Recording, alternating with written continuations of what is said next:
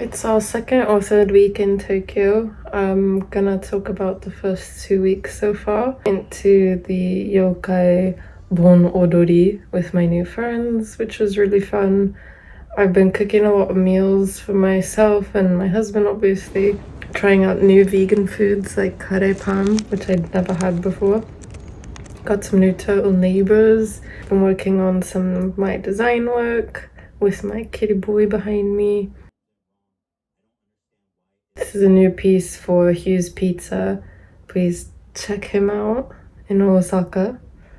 Been hanging artwork up in our new place, which has been really fun. I quite like decorating. I'm not really serious about it though, as you can see with my Kobito Zukan guy. I've hidden the toilets behind the sofa, which I was really proud of.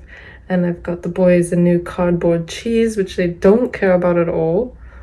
I found a butternut squash, which I could never find in Osaka. And I made this really nice shojin ryori meal. Yummy. And I went on a little walk through Asakusa and I found a place that does vegan ramen, which was really delicious. And then I went to one of my new friends' shops called Hikeshi Spirit. I really recommend it if you're in Asakusa.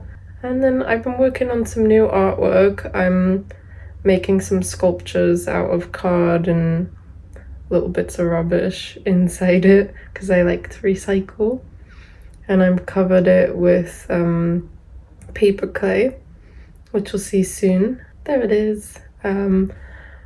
I painted it green for now, but I think it's probably gonna end up pink. We'll see. Keep an eye out here and hit that like stuff and buttons and subscribes, please. He's so cute. Oh, sweet. Anyway, I'll probably be back here soon reporting on our new life in Tokyo.